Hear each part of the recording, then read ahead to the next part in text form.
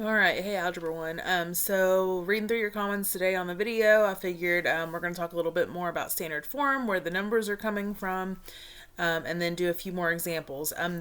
Today, again, we're not going to get into any where the number under the root is not a perfect square. We'll focus on that maybe a little bit tomorrow, and then more on it next week. So today they'll all be perfect squares, again, that number that's under the root.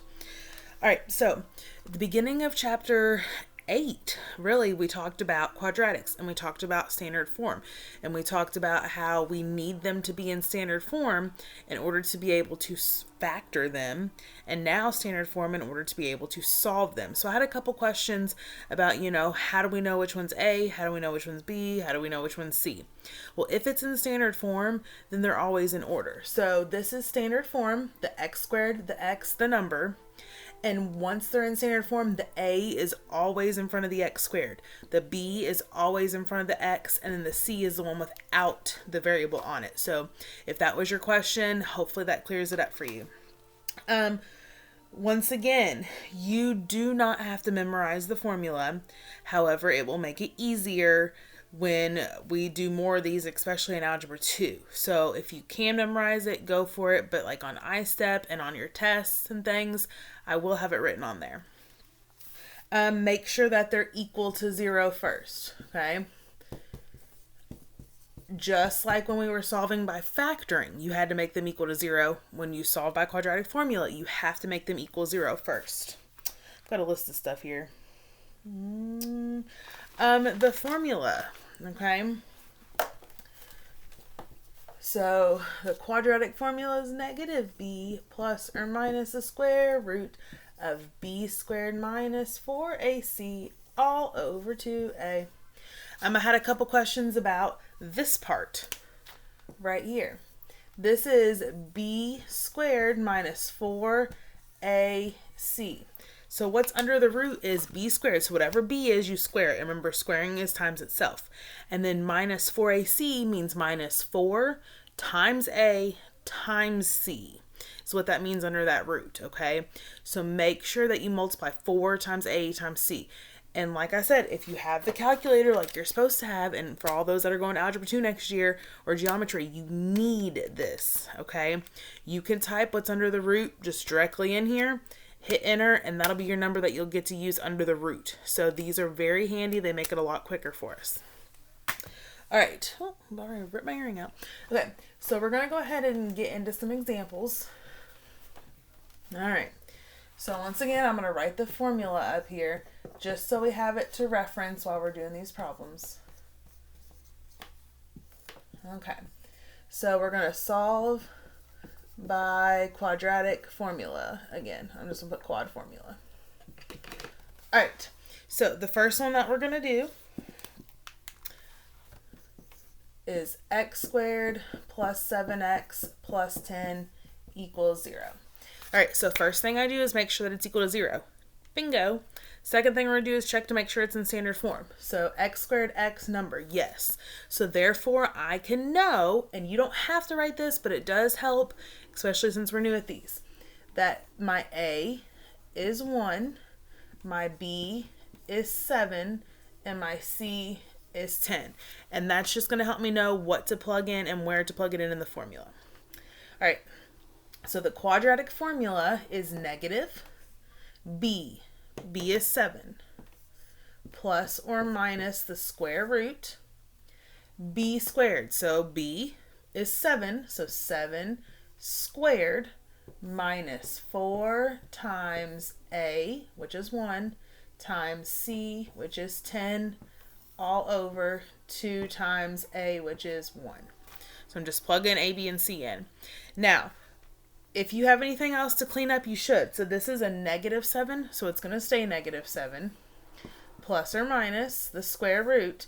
Now, use the calculator, okay? Type this in right here. So I'm going to hit on my calculator. 7 squared minus 4 times 1 times 10. So I don't know if you can see that.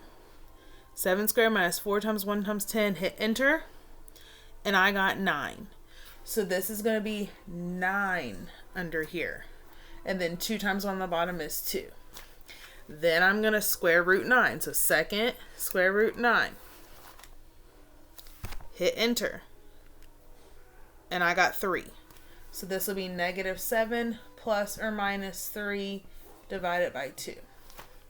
Then the last thing I do is take it plus and minus. So it's negative 7 plus 3 divided by 2. And negative 7 minus 3 divided by 2. Now you can't type that in on your calculator and just hit enter and get the number because it's not going to understand what it's wanting you to do. A calculator is very literal. It will divide by 2 and then do the subtraction or the addition. So make sure you do it on the top.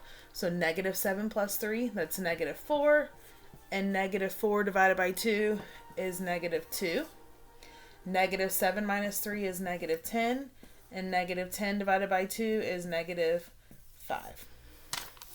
All right, let's do another one.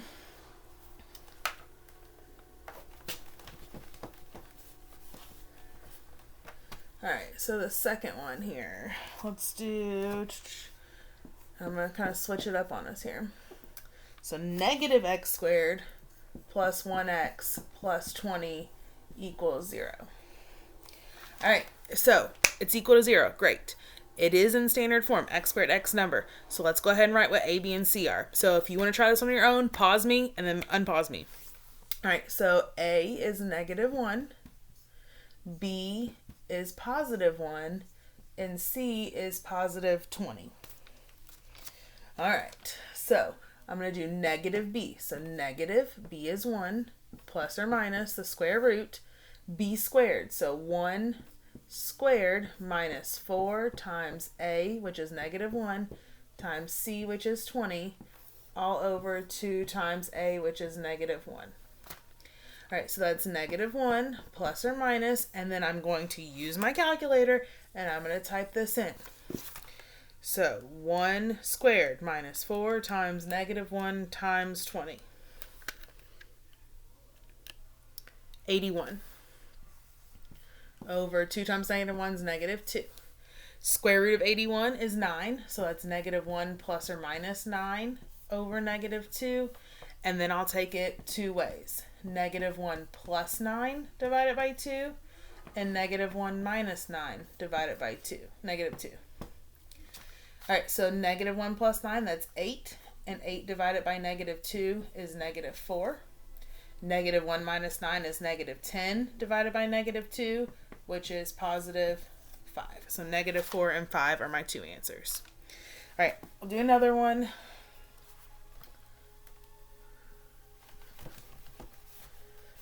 All right, so let's do this one.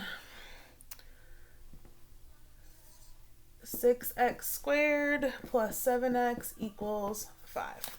All right, what's wrong with it? Not equal to 0. So let's first make it equal to 0. So we got to take that positive 5 and move it over. So I'm going to subtract 5. So that's 6x squared plus 7x minus 5 equals 0. All right, if you want to go for it, pause me and then unpause me. All right, so my a was 6, my b was 7, and my c was negative 5. So negative b is 7, plus or minus the square root of b squared. So 7 squared minus 4 times a times c, all over 2 times a. All right, so hopefully you can see that.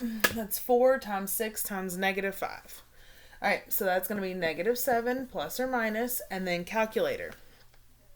7 squared minus 4 times 6 times negative 5. Oops. And I got 169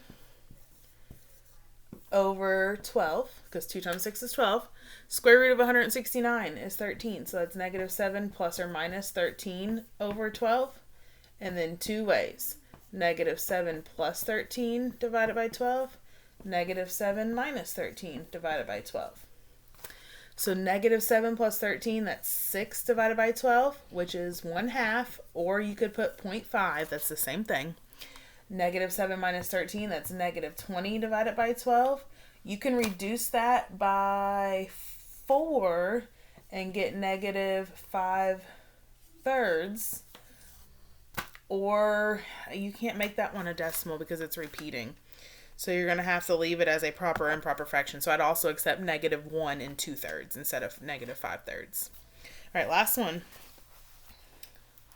All right, I want you all to go for this one all by yourself. So after I write it up here, pause me. So this will be 3x squared minus 8x minus 3 equals 0. So pause me and then unpause me.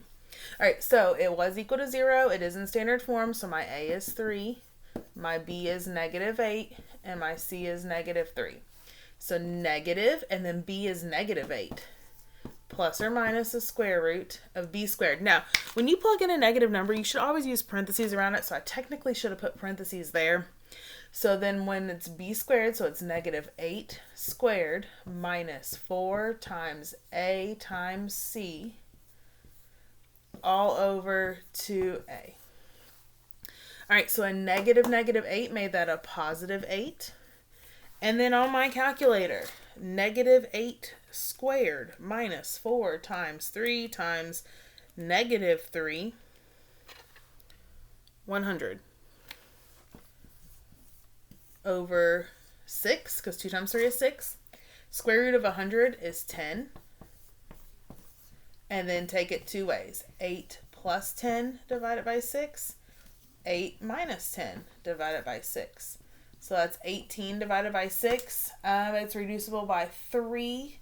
So that'll be 9 halves. Or I would also accept 4 and 1/2, 4.5. And then 8 minus 10, that's negative 2 divided by 6, which reduces to negative 1/3. I would not accept that one as a decimal because it's a repeating decimal. If you're not getting the correct number under here, make sure that you're using minus 4 times a times c. A lot of people want to hit the negative there, and that's what causes them to not get it correct. So it's minus 4 times a times c. All right, you got 3 homework problems tonight. Make sure I can see the work just like I showed here. If you're done, go ahead and stop the video. If you want to know what this is used for, stick around for just a second. All right, so a couple people said, what is this used for? And we talked about solving quadratics when we first started these. It kind of goes along with the same thing. When you are solving a quadratic, you're actually figuring out the x-intercepts. So a graph of a parabola is a U-shape like this, or a frowny U-shape.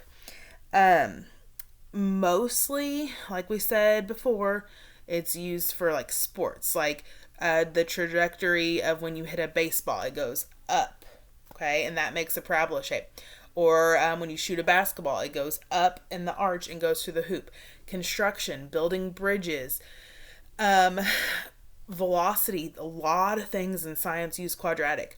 For example, if you have a certain size rock and you throw it off the top of a building, when will it hit the ground?